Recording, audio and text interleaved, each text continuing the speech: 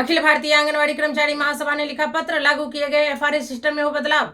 जी नमस्कार, मैं सविता कुमारी यादव। अब भारतवर्ष की तमाम आंगनवाड़ी सेविका सहायिका बहनों का आपका अपना यूट्यूब चैनल सविता कुमारी यादव में हार्दिक स्वागत करती हूँ, नंदन करती हूँ, अभिनंदन करती हूँ। बहनों, आपको बताते चले कि ये जो एफआरएस सिस्टम लागू हुआ है, ये सिर्फ बिहार के आंगनवाड़ी केंद्रों पर नहीं बल्कि पूरे भारतवर्ष के आंगनवाड़ी केंद्रों पर लागू हुआ है।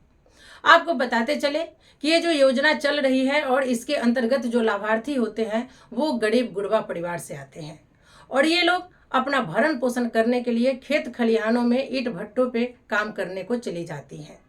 ऐसी परिस्थिति में इनके परिवार के जो सदस्य होते हैं वो आकर आंगनवाड़ी केंद्र से टीएचआर के रूप में कच्चा राशन प्राप्त करते हैं।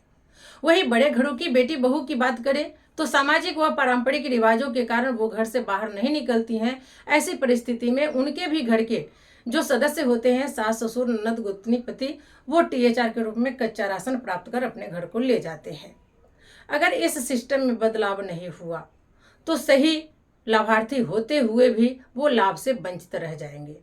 इसी को लेकर अखिल भारतीय आंगनवाड़ी कर्मचारी महासभा ने आईसीडीएस निदेशक को पत्र लिखा है और प्रतिलिपि महिला एवं बाल विकास मंत्रालय भारत सरकार को भी किया है।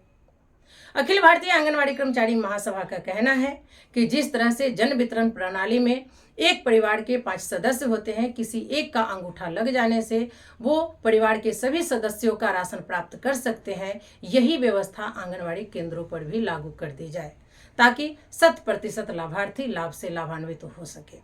नहीं तो लाभ से वो वंचित रह जाएंगे और इसकी सारी जवाबदेही भारत सरकार और स्टेट गवर्नमेंट की होगी, चाहे वो जहां की भी स्टेट गवर्नमेंट हो। इसको लेकर अखिल भारतीय आंगनवाड़ी कर्मचारी महासभा जो पत्र लिखी है, आइए उसके बारे में मैं आप लोगों को पूरी जानकारी पढ़कर सुनाती हूँ। तो आइए डालते हैं एक नजर महासभा द्वारा लिखे गए पत्र पर। तो आप देख सकते हैं, ये है अखिल भारतीय आंगनवाड़ी कर्मचारी महासभा की स्थापना वर्ष और ये है रजिस्ट्रेशन संख्या। अखिल भारतीय आंगनवाड़ी कर्मचारी महासभा के पत्रांक 44 दिनांक 25/12/2024 के आलोक में आईसीडीएस निदेशक महोदय को पोषण ट्रैकर ऐप पर एफआरएस लागू करने से पूर्व आग्रह पूर्वक दिए गए सुझाव पर गंभीरतापूर्वक विचार करने के संबंध में पत्र लिखा गया है। इस पत्र में और क्या लिखा गया है, आइए मैं आप लोगों को विस्तार पूर्वक पढ़कर सुनाती हूँ। सेवा में निदेशक आईसीडीएस, इंदिरा भवन, बेली रोड, पटना। विषय: पोषण ट्रैकर ऐप पर एफआरएस लागू करने से पूर्व आग्रह पूर्वक दिए गए सुझाव पर गंभीरतापूर्वक विचार करने के संबंध में। महोदय, निवेदन पूर्वक कहना है कि भवदीय के पत्रांक 6859 दिनांक 20/11/2024 के द्वारा पोषण ट्रैकर ऐप पर फेस ऑथेंटिकेशन मॉड्यूल पर कार्य करने हेतु आंगनवाड़ी सेविकाओं को परियोजना स्तरीय प्रशिक्षण आयोजित करने हेतु निर्देशित किया गया है। उक्त पत्र के आलोक में सेविकाओं को प्रशिक्षण दिया भी जा रहा है।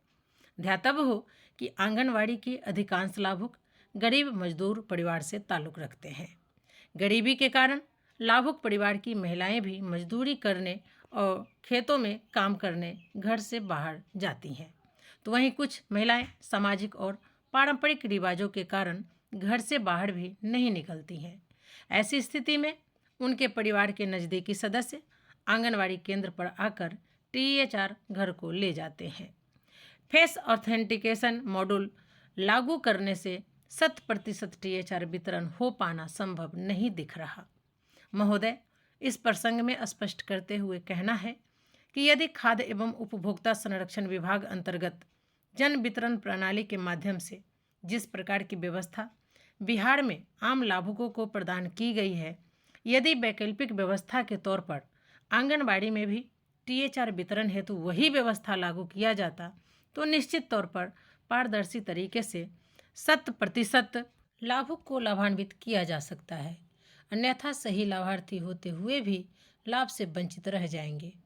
कृपया सेविकाओं की परेशानी और लाभुकों के हित को ध्यान रखते हुए अपने स्तर से समुचित निर्णय लेने की कृपा करें।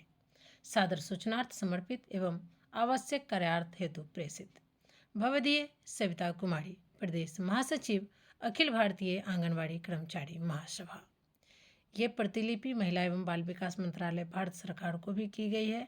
अगला पत्र जो महिला एवं बाल विकास मंत्रालय भारत सरकार को भेजी जाएगी, इसकी भी सूचना आप लोगों को दे दी जाएगी। तो आप लोगों ने देखा, जो पूरे भारत में एफआरएस सिस्टम लागू हुआ है, उसको लेकर अखिल भारतीय आंगनवाड़ी कर्मचारी महासभा द्वारा पत्राचार कर दिया गया है। अब इसका जवाब क्या आता है, अगली वीडियो में मैं आप लोगों को बताने का काम करूंगी। अखिल भारतीय आंगनवाड़ी कर्मचारी महासभा, आप तमाम आंगनवाड़ी सेविका सहायिका बहनों का हमदर्द है, आपके लिए हमेशा आगे रहेंगी और पत्राचार करके आपकी समस्याओं का समाधान करने के लिए हमेशा अग्रसर रहेंगी।